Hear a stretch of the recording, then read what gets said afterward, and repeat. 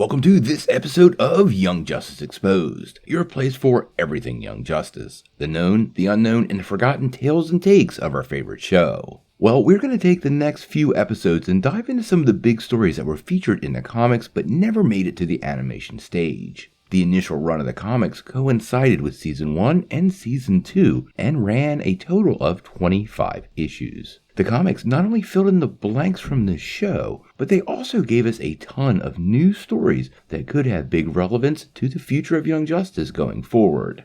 And this is particularly notable on the villain front. So let's take a couple minutes to talk about a massive villain that made an appearance in the comics but never once made it to the show, and the massive implication he could have on Season 5. Now, I don't know if you noticed this, but there are a lot of big Superman villains in the Young Justice series. Darkseid, Lex Luthor, and General Zod are probably the biggest, but there is one major absence that appears in the Young Justice universe, and that's Brainiac.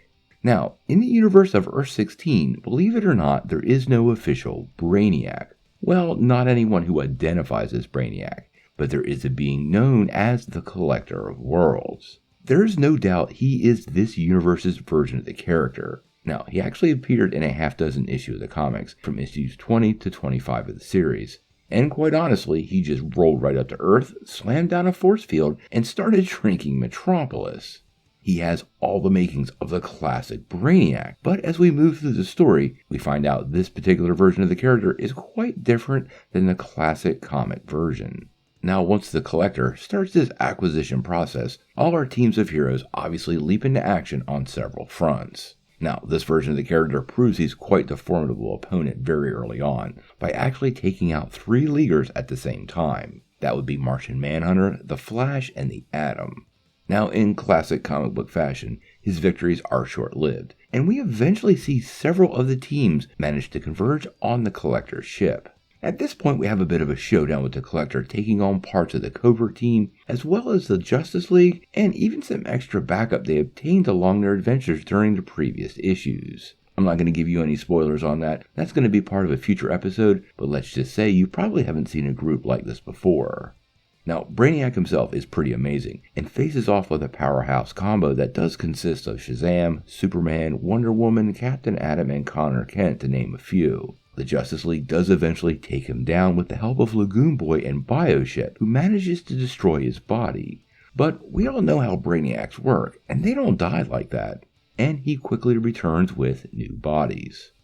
But this is where we start down a different path. When the robot body is destroyed, Connor Kent actually picks up one of the heads, and the Collector is taken aback by the existence of somebody with Kryptonian DNA. Now, he admits his DNA is corrupt, but he is indeed a Kryptonian. But then he scans Superman, and he's absolutely stunned to see a full-blooded live Kryptonian. Now, before the conversation can move any further, there are some events going on down on Earth, and one of our other teams has been working to shut down the force field around Metropolis. Oddly enough, the Collector immediately warns the whole team that the shrinking ray will destroy Metropolis without the force field. And then he does the unimaginable. He saves it. That's right, he saves Metropolis.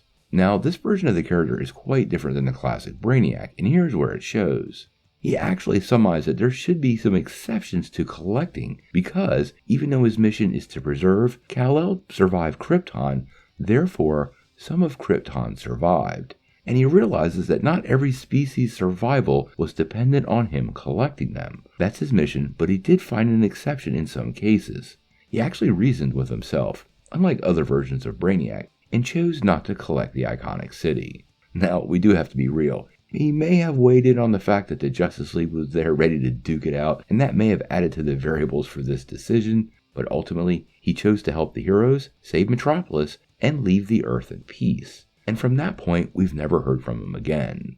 Now, this does beg some questions, because he leaves at the end of the issue, but where does he go? What are his stakes with Darkseid, or the Chaos vs. Law conflict? Quite honestly, he may want no parts of any of these fights, or, more interestingly, since his mission is to collect and preserve, it may drive him ultimately to collecting more worlds, saving them from being destroyed by the war between Law and Chaos. But I did see an area where he could very specifically tie into the series moving forward. There was one interesting thing here that should be noted in the story.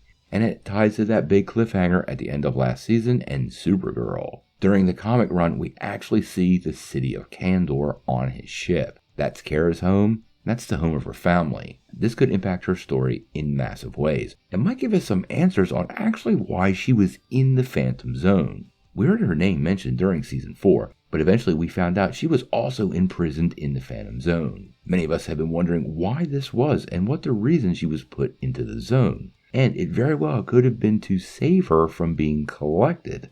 This could explain why she was also put there alone. When you read the comic, you realize the force field around the city rose really fast. And if it did that, it probably locked her family in place, but left them with just enough time to rescue her. These implications could be huge moving forward in a potential Season 5. The last time we saw Kara, she was in the service of Darkseid, and like many of those in the service of Darkseid, her mind was a bit broken.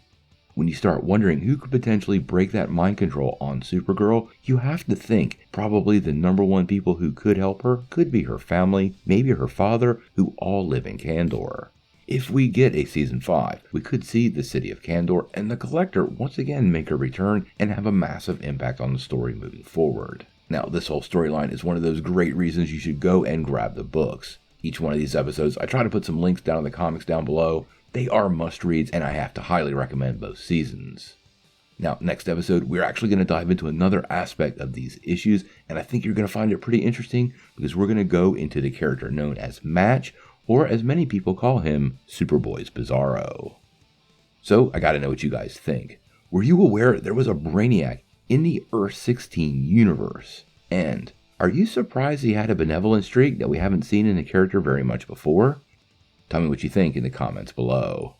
If you like this video, make sure you hit like, click subscribe, and if you don't ring that bell, you won't get any updates. Peace.